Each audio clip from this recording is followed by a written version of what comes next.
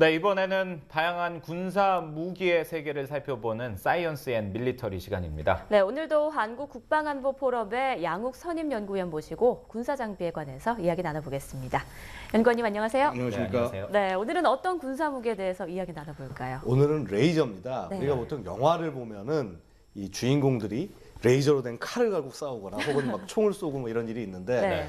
과연 이것이 미래 무기기만 한 것이냐에 대해서 오늘 한번 알아보겠습니다. 네. 사실 레이저 하면 뭐 레이저 프린터 생각하시는 분들도 있고 예. 여성들은 뭐 레이저를 이용한 피부 시술 뭐 이런 것도 있는데 이게 그 군사 무기라는 생각은 잘 안 할 수도 있을 것 같거든요. 언제부터 군사용으로 사용됐습니까? 일단 레이저라는 것이 특성이 있습니다. 그러니까 밝기, 그리고 소리가 안 난다는 무음성, 그다음에 초고속성, 직진성 이런 특성이 있는데 네. 그 중에서 이 밝기와 직진성 이 두 가지 성능 때문에 군사용으로 쓰일 수가 있는 겁니다.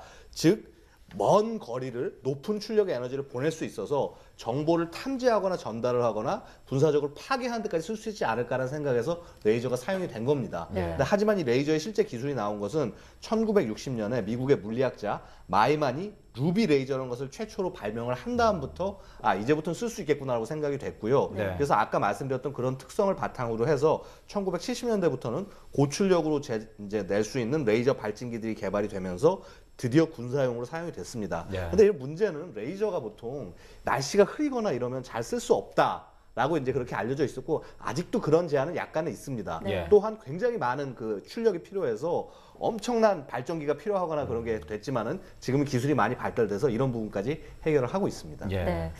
레이저 무기라고 하면 사실 저는 조금 전 자료 화면으로 나왔던 영화 속의 레이저 건 이 정도만 예. 생각이 나거든요. 예. 실제 군사용으로는 어떻게 활용되고 있습니까? 예, 레이저를 군용으로 제일 처음에 쓴 것은 거리를 측정하기 위해서 사용을 했습니다. 즉, 이 A 지점부터 B 지점까지 거리를 확인을 하기 위해서 우리가 자를 쓸 수는 없지 않습니까? 네. 그래서 이 레이저를 쫙 쏴서 그 돌아오는 거리를 계산을 했을 때 정확한 거리를 알 수 있고 특히 군대에선 이것이 왜 중요하냐면 포를 쏘거나 네. 이 총을 쏘거나 할 때 정확히 거리를 알아야지 그렇죠. 그 탄도를 계산하고 맞출 수가 있습니다. 예. 그래서 이 탱크에 장착을 하는 이 조준기용으로 레이저 거리 측정기가 처음 장착이 되면서 그때부터 이제 군사적으로 활용이 됐습니다. 예. 근데 그 이후에는 또 어떻게 쓰이냐면은 이 레이저가 보호 장비로도 활용이 됩니다. 네. 즉 이 어떤 이 탱크나 혹은 지상에 있는 어떤 하늘을 나는 비행기를 공격을 하기 위해서 이 IR 그러니까 적외선 시커가 달린 그 미사일이 쫓아오는데요. 네. 이런 이 적외선 시커를 레이저를 조사를 해서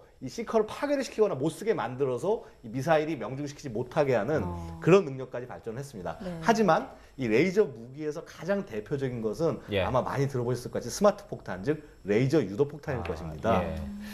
레이저 유도 폭탄 많이 들어보셨을 거라고 물어봤는데 예.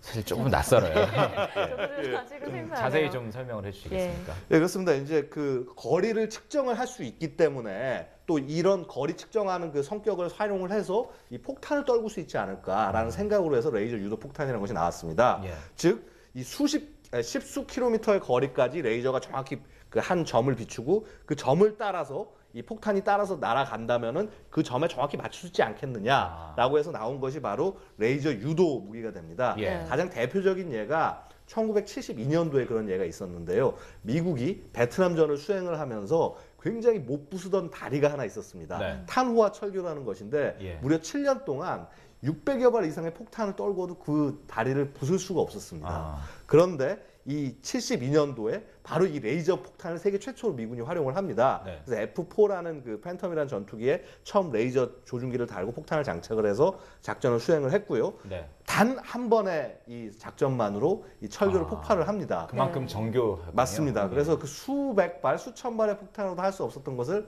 단 한 발의 폭탄로 할 수 있었다는 것이 와. 바로 레이저의 그 위력이라고 하겠습니다. 네. 예. 그렇다면 군사용 레이저 무기 기술 어느 정도 수준까지 와 있다라고 볼 수 있을까요? 사실 이 의학 분야에서는 보면 이 레이저를 가지고 시술을 많이 하지 않습니까? 네. 잡티를 제거를 한다거나 어떤 부분을 절개한다거나 심지어는 이 우리 공업에서도 이 생산하는 데서도 레이저 커터로 이 쇠를 자르거나 하고 있습니다. 예. 그럼 이런 정도의 힘을 가진 레이저라면은 이것을 그 어떤 적군의 무기를 파괴하거나 할 때도 쓸 수 있지 않을까라는 생각을 하게 됩니다. 예. 그래서 이제 이런 미국은 이제 60년대부터 이 레이저 무기를 굉장히 개발을 해왔고요. 네. 그런 것을 많이 보고 그 미국의 헐리우드에서 여러 가지 레이저 무기들을 보여줬지만은 예. 실제 이런 레이저 무기가 실제로 등장을 한 것은 가장 최근에 보잉에서 에어본 레이저라는 것을 만들었습니다. 네. 747 항공기를 개조를 해서요. 네. 그 끝쪽 부분에 레이저를 조준을 해서 쏠 수 있게 만들어 놓은 것입니다. 그래서 이걸로 무엇을 하느냐 하면은 지금 우리가 북한의 어떤 핵이나 미사일 위협들이 얘기가 되고 있지 않습니까? 네. 이렇게 미사일을 발사를 하면은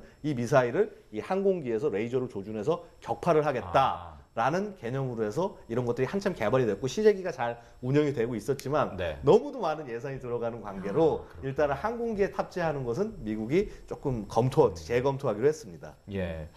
그 이론적으로는 레이저를 이용해서 인공위성까지도 요격할 수 있다라는 그런 얘기인 것 같은데 예. 이게 지금 상용화는 안 되고 있는 거죠? 말씀하신. 아닙니다. 근데 상용화에 지금 상당히 근접을 해 있습니다. 그런가요? 이제는 엄청나게 그 말씀드렸듯이 어떤 축전지 기술이나 이런 것들이 발전을 했기 때문에 네. 이런 것을 어떤 군함이나 혹은 차량에 탑재하는 정도까지는 가능하게 됐다는 것입니다. 그래서 가장 대표적인 것이 미 해군은 이제 LAWS라고 해서 레이저 대포라는 것을 지금 군함에 처음을 장착을 했습니다. 예. 그래서 이 레이저로 뭐를 하냐 하면은 이 무인기, 그러니까 사람이 타지 않은 그런 이제 드론, 무인기나 혹은 고속정이 이렇게 배로 다가와서 자살 공격을 할 경우에는 이 레이저를 쏴서 격파를 시키겠다라고 하는 그런 것이고 아직은 뭐 사정거리도 한 1.6km 정도밖에 안 되고 좀 짧군요. 예, 좀 짧습니다. 아직 미사일이나 전투기까지 부술 정도까지는 아닙니다. 즉 표적에 대해서 한 2, 3초간 계속 조사를 해서 불을 붙여서 태우는 형식입니다. 예. 아직은 그렇지만은 이제 앞으로는 좀 더 발전할 수 있지 않을까 하고요. 네. 특히 이제 또 마찬가지로 우리와 비슷한 상황을 많이 겪거든 이스라엘은 이제 헤즈볼라에서 로켓탄 공격을 많이 받는데요. 네. 우리 그 북한이 많이 사용하는 방사포탄 같은 것 공격을 받는 겁니다. 이것을 막기 위해서 이제 그 미 육군과 동시에 개발을 한 레이저들이 있는데 이것들도 이제 어느 정도 실용화가 돼서 이제는 그 이제 실전 배치가 가능하지 않을까. 앞으로는 한 1, 20년은 더 남았을 겁니다. 네. 하지만 분명히 레이저 무기가 실제 많은 사람들의 목숨을 지키는데 기여할 수 있을 것이라고 기대합니다. 네, 예. 목숨을 지키는 데 꼭 사용되길 기대하겠고요. 정말 레이저가 엄청난 위력을 가진 군사 무기가 될 수 있겠네요. 오늘 말씀 고맙습니다. 네, 감사합니다.